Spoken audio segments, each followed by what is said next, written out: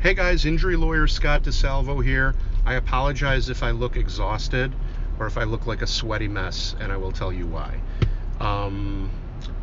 Really busy week this week, worked a lot of hours, had problems sleeping. When I'm under a lot of stress, that happens a lot to me. And we have had a killer day of heat today.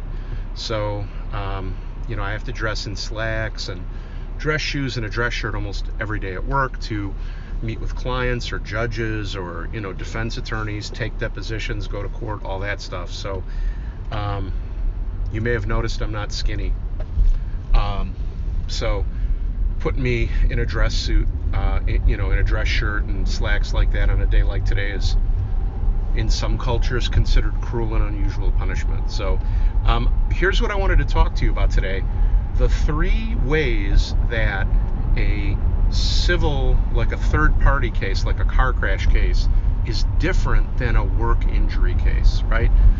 People get confused about, they think the rules are the same and the attorney's fees the same and all that, but actually a work injury workers' comp case is very different than, for example, a car crash case. So here are the 3 ways they're different. First, in a car crash case, you have to prove that the person who caused the crash was negligent. You have to prove they did something wrong. In a work injury case, you do not have to prove your employer was wrong. All you have to prove is that you were an employee at the time that you got hurt and that you were working, doing your job, right? It's a simple way of saying what lawyers say in a fancy way: in the course and scope of employment, right? So if you're an employee, you got hurt on the job, doing your job, you're supposed to be covered by workers' comp. But in a car crash case, you got to prove the other side was negligent. In other words, that they did something wrong, right? So that's the first thing. The second thing is that attorney's fees are very different. So workers' comp is simplified and streamlined, and that doesn't mean you can't, that there aren't crazy delays in work injury cases, because there are. But when you compare the details and the amount of work an attorney has to do in a car crash, or they call that civil litigation, you compare the work that they have to do in those circumstances to the work that they have to do in a comp case, it's way more work. And as a result, the attorney's fees are higher in a car crash case compared to workers' comp. So if you watched any of my other videos, you know that in a comp case, attorney's fees are almost always 20% of what the lawyer gets you, and you never pay out of your pocket, right? But in a car crash case, attorney's fees are usually a third or maybe 40% of what the attorney wins you, because at the end of the day, if you can't resolve a car crash case, it's a full jury trial. So that takes a lot of knowledge, skill, and expertise and time to get ready to do it. So that's the other big difference. In a workers' comp work injury case, the attorney's fee is way less than in a car crash case. And then the last thing is, what can you get in the case, right? So in a work injury case, you can get paid for the time that you're off work. You can get your medical bills that are related to the work incident paid. And at the end of the case, you can get a lump sum of money to pay you for the difference in your body, right? That's called PPD, permanent partial disability, right? So it's a lump sum of money at the end of the case.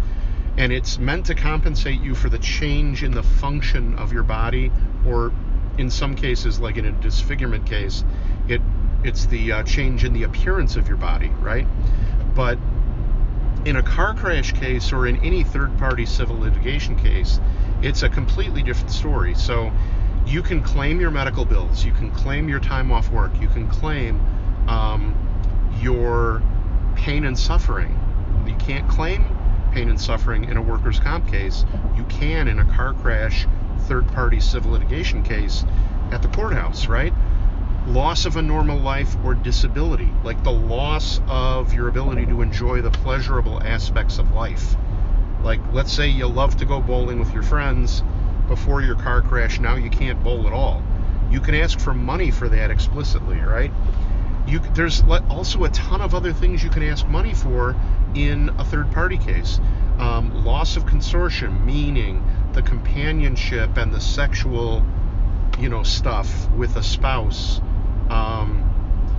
There's all disfigurement you can ask for in a third-party case. And in a third-party car crash case, the way it works is that it's usually a judge or a judge and a jury, and they listen to the damages, and the sky's the limit, right? So if you get in front of a jury and the jury decides that your ability not to bowl anymore is worth $1 million, a judge and jury can give that to you, but you'll never get that in a workers' comp case. So the way I tell people to think about it is workers' comp and third-party, like car crash cases, there's a trade-off. You have to, in a car crash case, you have to prove the other guy did something wrong, right? But the sky's the limit as to damages. In a comp case, you don't have to prove that your company did anything wrong, but the damages are limited in a way that I describe in another video. So the third thing is basically the damages are completely different. So those are the three things that set a third-party car crash litigation apart from workers' comp. And I hope that it helps you understand like what you're up against, no matter how you were injured. Thanks for watching. I'm sorry for it's pretty dark in here. I'm not sure you can even see me, but thanks for listening if you can't see me, or watching if you can. And if you need help, give me a holler. Other than that, thanks for watching and have a great day. Take care.